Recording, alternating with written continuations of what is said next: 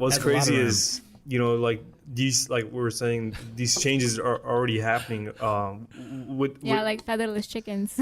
And also I was, so No, I'm bad. serious. Like you can actually create it. yeah, That's because it's more work to pluck all the feathers out. increase Now you productivity. Yeah. just sell it right to KFC. They just dump it in a fryer and you're good to go.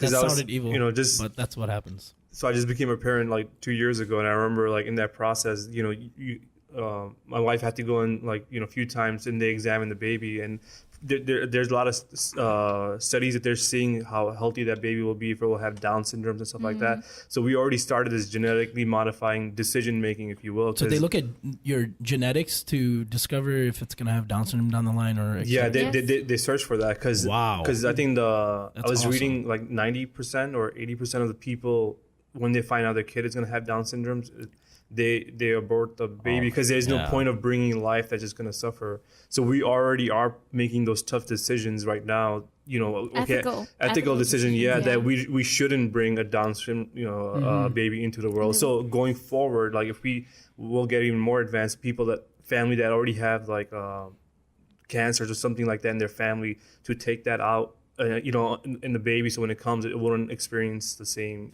problems or issues. And then from this, we're going to go from like what we talked about, changing eye colors, hair. And then I think the most important thing for me would be how we could probably genetically change the brain of our future generation, and how that would exponentially change the future if we can program a brain to be like Einstein. Everything is money, right? I guarantee you there's going to be some features that are going to be like, all right, this is your base package. Yeah. You can have like platinum, Einstein. Curly hair, this, that. If you want blue eyes, that's in the platinum package. You can be up to 5 feet tall. Anything more than that, it's going to be $99 more per month. Yeah. Well, so how do you guys feel? How do you guys feel about that ethically? I think it's fine. Like I'm up for it. The fact that you already mentioned, we're already programming ourselves to ethically choose the best of the best, right. And being able to identify certain things early on in an embryo or a developing baby, and being able to have the decision to abort it or not. Right. And 90% of the time they do is showing you that we are going in that direction. Right. We're definitely thinking more advanced, and we're thinking about the future and our future of our population. Right. I personally believe that, as we advance, we will be picking these features to, work towards a population that's superior. Does anyone here feel that's ethically wrong, or has any problem with that? Or yeah, you do? To a degree. No, to a degree, depending on what situation you're in. I mean, because what's really going to happen, in my opinion, is the rich are going to get way richer, and the poor are going to basically get way poorer in relation to the rich people. Have the base package. A bunch of 5 feet tall trolls running around. Or you just have a natural baby. You don't need to go genetically modified. But then there's also the fact of discrimination, right? I mean, we already have discrimination among races. Yeah. I mean, what makes you... Yeah, what makes you think that I was genetically modified, baby, you weren't? And I'd be like, you suck. I'm better than you. If we are going to change the brain, then the people that are going to have natural birth, like poor people, like, as you're saying, so they will be less smarter. So then they'll be already a disadvantage with the smarter species. Like Hunger Games, like the rich have like this cool time. Go ahead. So is like information and advancing on that information like a human right? Because people seem to think we have to do this. There's some kind of momentum that we just cannot stop. We just have to do it. We have to advance. So is information like a human right, I guess? I feel like we always think about like we have a choice in that case, but I don't think we do. So imagine that all of us decide that, all right, we've had enough progress in this field. Let's just stop it right here. Yeah. But there's always going to be somebody in some corner of the world that's going to keep going forward. And you can't stop that. Supply and demand. I think what we're talking about mostly right now, like, hair color and eye color. I mean, I think the thing that I'm really interested in is solving the problem that is cancer that's killing millions of people. Right. And a byproduct of that, what also is in genetics is this stuff, So these things will...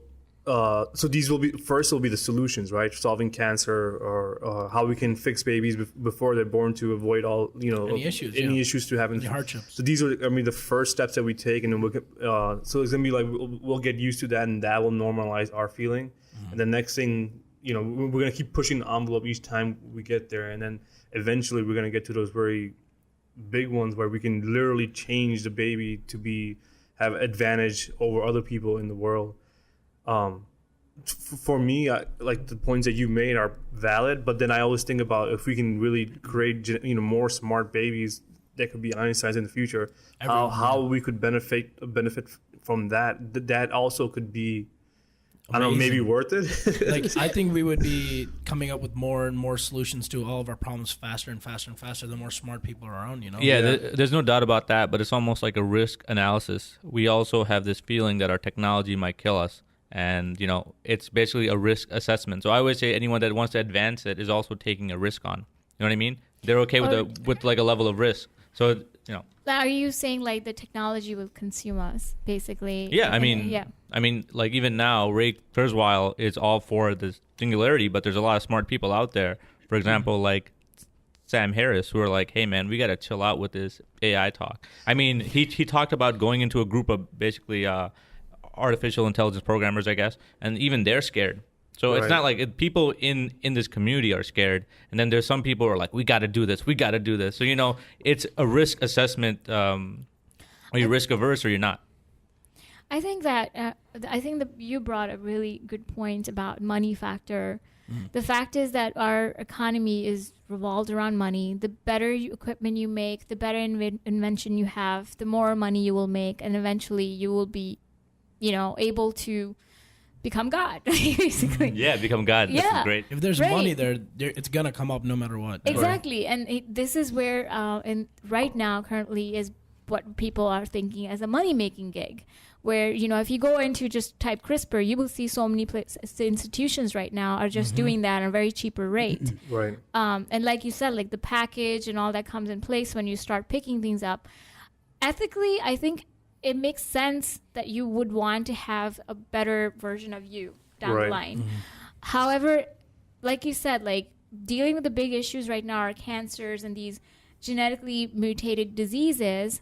But once you eradicate that, you are just ideal mind sitting there waiting for something big. Yeah. What's the next thing? And that's what it's going to follow. It's going to follow up with genetically modified babies. Right. And I don't know if you can stop it. One thing I do fear, and me and Z were talking about this earlier, is like, and of course, I don't know too much about this or anything really. So this is just an idea that I had. So, when we were talking about earlier, penicillin and how our body adapted to that, and could it possibly be that, let's say your body didn't adapt to it. The virus, the bacteria adapted. Yeah, exactly. Sorry. That's why she's here. Thank you.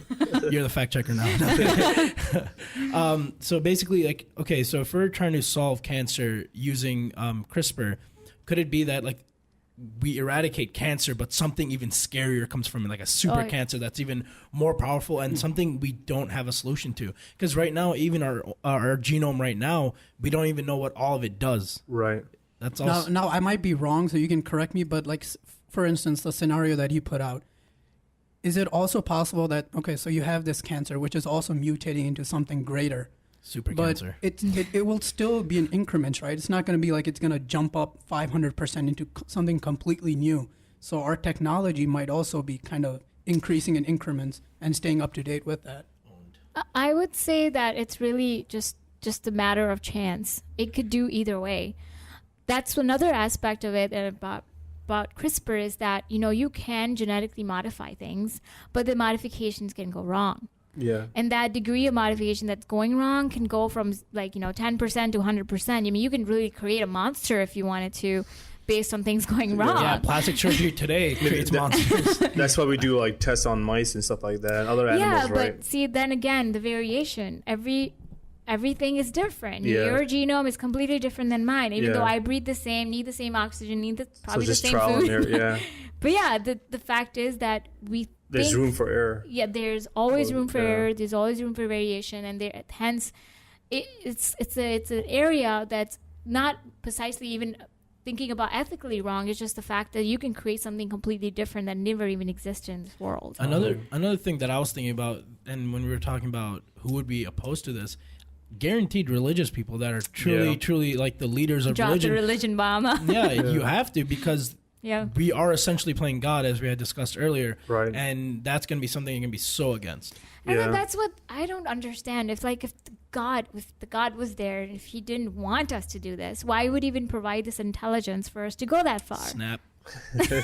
I feel like chill out, papes. We're cool. Yeah, and religion seems to be against everything almost nowadays. It wants to keep us in this, like, I want to say everything, but 99.9%. Religion's cool. JK, I love religion. I honestly think, and this is solely my opinion, but I think religion is a form of like just people getting together and stopping you from things that are happening great in this world. Yeah. It's just anything that happens, like advancements, genetic right? in advancements, like you're just going against God just by building anything, just anything, like just. But from like late Galileo's age, right? I mean, Earth was flat, and that's what people believed. And if you said round, you get killed. Heresy, It's just that if they don't understand it, or if they are not willing to understand it or believe in it, it's just automatic reaction for them to say no. Right. Mm-hmm. So this is where genetically modifying future babies comes in play. This is why it's important. Them smarter. Yeah. I mean, if it was up to religion, they would love it if we can go backwards and kind of turn into like single-celled organisms and just stay there forever. Right. The thing is that, I mean, like with... That one hit me late. It would have evolved backwards. I mean, and it's a theory. But I really think, like, just thinking in general here, the fact is that we are always in this era where we're just focusing on these aspects that we want to grow, but then also have hold values to what we believe in. And in my opinion, we believe in religion because we choose to believe in it on old times when we didn't have answers for certain things. Yes. And now we're going to the era where we do. And still going along with religion, I think it just became a habit. It just became thrown on into generation after generation, just like culture. It was the norm. Yeah. As you're saying that, of pop culture. As you're saying it, what I'm picturing is like if how we were talking about earlier, like how DNA is information. So it's just a double helix, and it has this formation of code that provides information. Now, this is his job for it to do. So like people that are religious have this DNA sequence that are coded. So any other thing that comes into it won't connect. So it's like, you know what I mean? So like we have to find out how we can rip that DNA, like split it up and put the actual facts in place. And see, the fact is that our brain. The fact is our brain works so much more differently than an entire body. Yeah. I mean, it has segments to control.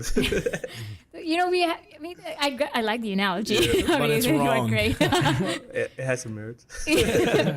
Yeah, I mean, if we could go in that level and genetically modify things where we'd seclude ourselves from having those kind of imaginations, well, we shouldn't in reality. We definitely should not. Yeah, we shouldn't from that reality, because the fact is that from imagination comes ideas, and ideas can be, in a functional reality if it's the right idea, I guess. Right. And I think religion came in the same way. Religion's an anchor. They coexist. I feel like Titanic the way we're going. I feel like for most people who will never understand science and who won't get into it, which is sad, or have any kind of ethics, religion is not just a place to find God. It's just a way to find an answer. It could be that you're getting divorced. It could be that you're going through something, and you look to the book to find the answer on what the norm is. Sometimes it's that simple, and I guess we always do. We always go straight to the God part. But that's what it should be, right? But then people make policies. Yes, that's the problem. So they don't. So does man though have a set of policies, have a set of rules that can, go over that? So instead of going to religion, does man have like a set of rules or like morals and ethics? I don't think we're programmed with rules. Rules program us. That's how I believe in it. We don't come in this world with the idea. Like yeah, we don't come. I mean, that's what it's a very famous saying. Like, we don't come with the idea of being racist, but we are brought into this world as filled with racism, and then we build into that mindset as we grow, and that is the same concept of rules. Like, we don't come in this world with set of rules that we just consciously aware of. We just are getting exposed to it and putting it into our lives. Yeah, because we're always talking to like Ali, and Ali's always talking about his daughter and like how he wants to surround her with these type of ideas and rules, essentially. Programmer. Genetically modified. Well, in real time. You are, and you are programming. Each parent does, right? Right, so absolutely. You want her to be the human being that's perfect in your views, and that's what you want your child to be. Yeah. That sounds like religion. Like you're made in God's image or whatever. It's like you're made in your parents' image. Yeah, well, that's true. But then that's where the fact that empathy comes in. That we're the only human. We're self-aware, and we have that factor of empathy. And mammals. I mean, I wouldn't be certain that 100% all other creation is without that. There are certain levels of empathies between each other. Or like dolphins, I think. Yeah, dolphins. Even whales. A dog. Yeah, they mourn. Have you noticed if you're like crying next to them or something? I don't know if you have a dog, but I did. And if I had a sad day, they would know. They would automatically understand that you have an extreme stress reaction going on right now. And that's like amazing. That is amazing that you two completely different species can connect in that order. And that is biological. Yeah. That is something there are rules. There's something, a biological reaction that's common between two creations. It's almost telepathic. Yeah, I could say that. You are having this language, but you don't need to use words. You just use emotional reaction. Yeah. Dogs are nice. Yeah, I was not a big dog fan, but now I love dogs. Man. Yeah. I want a dog. What about like nanotechnology? Like that would be some. Is that in your field as well? Like bio? It is definitely in the field, but it's not in the field at work. Right. I have certain knowledge about it. Not the expert, but. Right. So I mean, as we're advancing as human civilization, our technology is getting smaller and smaller and smaller. And I think it's getting to the point where they're getting it to a size of cells. I think. Yeah. Right. I was just talking to my dad's friend recently, and it's funny that you say that because we were just talking about computers and how I used to work in some Al Habib bank or something in Pakistan, and they got their first computer, right. And he's like, yeah, it was the size of a room. Yeah, I'm like, what? Like I knew that, but it was the size of Pakistan. They have huge ports. So I think inside joke.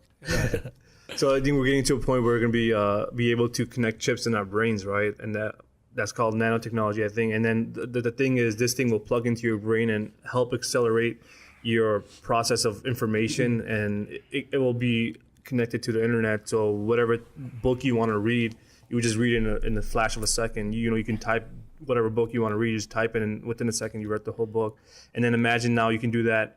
All the books in the world, you simultaneously just read them with 1 second. PhD overnight. And now you have this much information. And what would you do with that? Man. And how that would change. That would change everything. And so at that point, how it took us like tens and thousands of years to get to this point with all the information that we gained. Imagine how overnight we will start figuring out, like I was saying, there's so many discoveries possibly we can make in this room that we don't know of.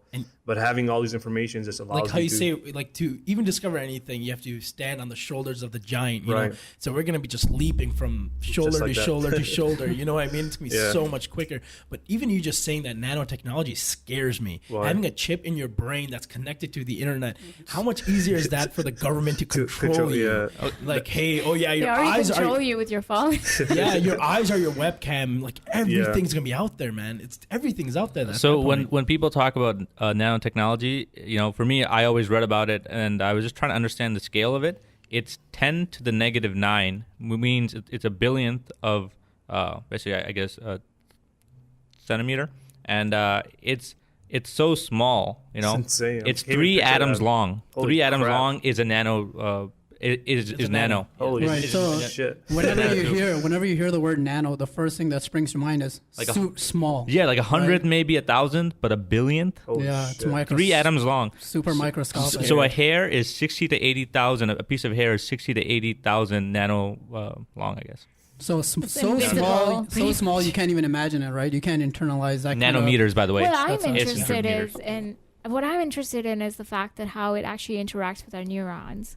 Right. Just to be able to connect it in that aspect. And we have thousands and thousands of interactions that are happening in our brain right now. Yeah. Like, you know, and just having this conversation. Bunch of neurons firing all over the place. Yeah. And the fact is that this is going to find at the right place, at the right area, and be able to download that information, connect it, and be able to process and show it, and it's just mind-boggling that it can do that. Do we know how much data a brain can hold? Because, like, let's say it's just a lot. That's all. Yeah.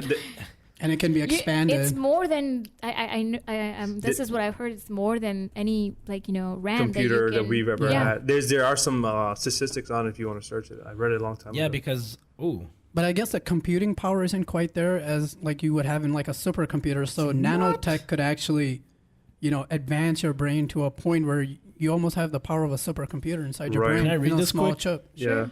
So most computational neuroscientists tend to estimate human storage capacity somewhere between 10 terabytes, which is not that much over a lifetime. Like, I would fill that up so quick. Then what happens? I die. Anyway, 10 terabytes and 100 terabytes through the full spectrum of gases ranges from 1 terabyte to 2.5 petabytes. You know, like, I just worry. So if we're downloading all these books, boom, boom, boom, it's taking up all these megabytes and your own memories and your own things that are going on in your life. No, can you reach an endpoint? So wait, they have no idea. Nope. So because you went from 10 terabyte to like a million terabytes to a lot more. Well, your brain really knows how to compress the image, that's for sure. But do you need to save it? You just need to access it and process it and be able to say it at the right time, and then just like our phone. But my brain just like went to mush. I think I reached my limit. That's too much information. You're just 1 gigabyte. Come on, man. We're live right now. Fully maxed. I hate when my phone is always reaches like the storage capacity. Yeah, it's so annoying that errors keep coming. You trying to figure out what should I delete and not delete. And Z left the WhatsApp group. Oh yeah. Just because of that. I have a new phone. Yeah. He got a 128 gig one this time. I got too much. And nothing. 16. And nothing works because like when you go to a website, all those images are temporarily downloaded and deleted once you leave the web page. Yeah. So nothing was working on my phone. Just so annoying. So can you get to a point where you have your own brain and its own data, and then can you have like a server? Yeah. So I offload some of my knowledge, some of my stuff, and I can just the iCloud. Oh God. No, but I want an external hard drive for my brain. Is that what you're saying? Yeah, that's exactly what I'm talking about. But if you have if you have nanotechnology, then they will be part of that space, right? Not only are they going to help you compute faster, but I'm sure the idea will be that they will also increase your storage, right? So, wow. So that's I'm just guessing will be the same. Wow. There has to be an external server. Yeah. That's so cool. Hey, and while we're on this topic, I just want to plug in my favorite person in the world, Richard Feynman. Yeah. Because he was the first person who talked about nanotechnology. At that time, it wasn't even called nanotech, but he talked about it in his book. There's a lot at the bottom or something. A what? Hold on, let me look up. I thought you said Richard. I typed in F-I-N-E-M-A-N. Feynman. There's plenty of room at the bottom. That was his book, Richard Feynman's The Physicist. I thought I heard something else. So he thought of this idea way back when. Maybe you guys can look up. 70s, 80s, I would say. Yeah, right? Brilliant guy. What's happening? Sorry, I took my headphones off. Sam Harris says he's the smartest guy ever. I like him. There's a lot of debate between him and Einstein. Actually, it goes. It actually happened before Richard Feynman, or somebody came up with it before Feynman. That doesn't which count. was John von Neumann. He's a really, really famous mathematician. What did he like? So he actually talked about this concept before Feynman. So he talked about it in about 1903. We're gonna have to edit I have a computer in front of me, so I don't know this on the top of my head either. But it's just. But I knew that part. It's insane, like so like if everyone was able to expand this much information, then it will go to a point of singularity where we can no longer predict what we will do as a human civilization, because we were going to have so much information that we can no longer use our math to predict which side we're going to segue, and it could be either good or bad. But I would think once you have more information in any given field, that you always go more to the right direction. I think Yeah, it's kind of like a trial and error. Yeah, it's kind of like 100 years back where you were talking about phones and how like it's like magic, and nobody could have predicted this kind of technology. Take that 1,000-fold. Right. That's what singularity would be like. It's insane. Because it would be so out of our control. We have no idea where it's going to go and then, at that point. 2-3 days ago, I think if I shared that article that Stephen Hawking predicts the world's human civilization is going to be done within 1,000 years. That's his prediction, and a result. He's still going to be alive though. And it kind of has to do with technology, bacteria and viruses that we can't predict. That could cause us to wipe out in any given second. But that's scary. That number alone is 1,000 years old. And if you think about religion, Christianity is 2,000 years old. Islam is 1,500 years old. We're saying we have less time than that. Wow. So giving those things, I feel we are right now we're living in a golden age of human civilization. We have no idea what's going to come in the future. Obviously, climate change is escalating. The more people there Trump doesn't even believe in climate change. Yeah. That's Trump. Yeah, I thought he was keeping NATO. No, that's what Obama said. No idea. Donald Trump is gonna be the great filter. Yeah, you called it like in the first podcast. Yeah, it's scary, but and it was a joke at that point. It's reality now, bro. It's happening, man. And what's scary is that they're saying around 2050 we'll have about 9 billion people. So as the population increases, there's going to be a lot more poor people that are going to live in slums, and and they're going to have less opportunities to go to hospitals and vaccines and stuff like that. They can't afford it. So a plague could start that way. So like we are heading towards like a dangerous. We're just too populated. Well, my theory is that you can outsmart your technology and just go beyond and above to save everyone you can, but you cannot outsmart your own ecosystem. Right. There's the natural way everything is working. Right. You disrupt that, you disrupt everything. Right. And nature will. It's just it's a balance, right? So once we tip to a point of no return, nature's gonna come in play and is gonna. So like the analogies that they've made, I think we might have talked about it before. Like Earth is also a living organism just like us.